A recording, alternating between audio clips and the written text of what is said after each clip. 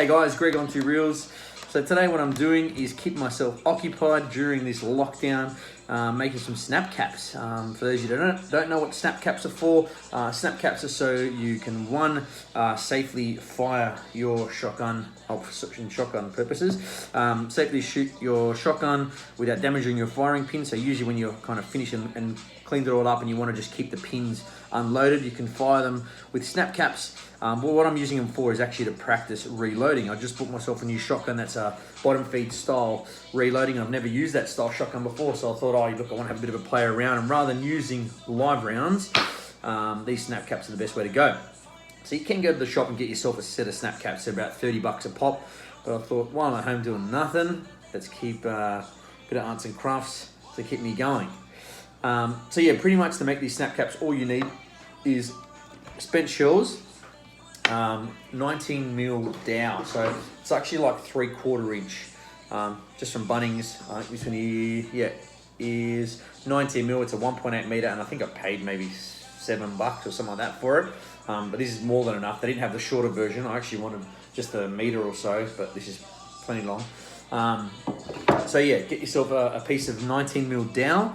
And then tools you need for this is just like a coping saw, or I'm actually using a hacksaw just because I want a real nice neat cut. A saw, some sandpaper or sanding blocks. Glue, you don't have to have it, but I'm using glue. I've got myself a set of pliers, Stanley knife, and hot glue gun. So steps in which to do this is, the first thing you got to do is knock your spent primers out of the round. So with that, what I was doing, I actually did it in my workshop.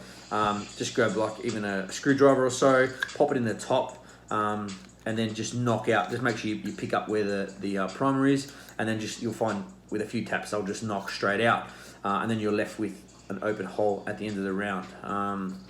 So yeah, that's step one. So I've done that with all my rounds. They're already been knocked out, so they're all ready to go. So next step, what I've been doing is putting glue on. You don't have to, as I said, put glue on.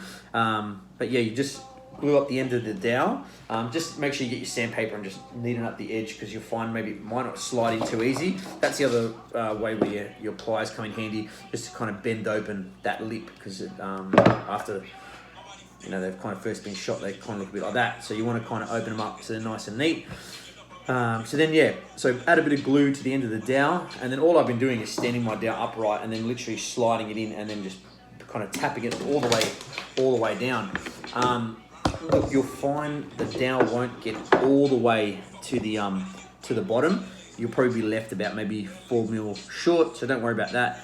So knock the dowel as far down as you can. Once you've got it to where it needs to be, I've been just lining up my normal round, kind of like so, and then just marking it and then cutting it off with the saw. So once you kind of got it cut, so you're left with that. So you see the dowel is nice and neat in there. No primer, but we still need to have something in there so that our firing pin isn't getting stressed by not having anything to knock against. So you want us to have something there. Look, there is people that leave their primers in there and do it with that, but the problem with that is it does tend to flatten out your firing pin, so it's not recommended.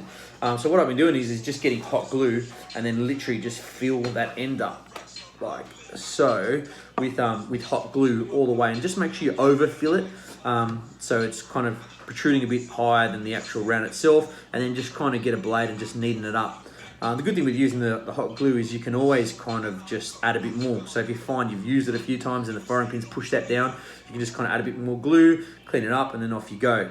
So sandpaper and stuff, so all you're kind of doing is making sure you have nice smooth edges, so you can see, kind of sand the edge off that. It's pretty smooth. So just sand the edge of it so it's nice and smooth when it's going into your shotgun. And then that's pretty much it. So it's cost you nothing. And like that's proper round. That's my snap cap round, and as you can see, same height. Weight difference, obviously there's going to be a slight difference. So if you really want to get into the technical side of things, you can. I saw another guy actually had a pretty cool one where he actually loaded some of the ball bearings into there before putting the dowel in. I don't know how he got that measurement right, but he did. So he knocked in put in a few ball bearings, then pushed the dowel in and then cut it, so he actually had some weight to it. But that's if you really want to get technical. For me, I'm just kind of using it to have a bit of a mess around with. But yeah, something to do while you're off. But yeah, cheap snap caps. Safe hunting.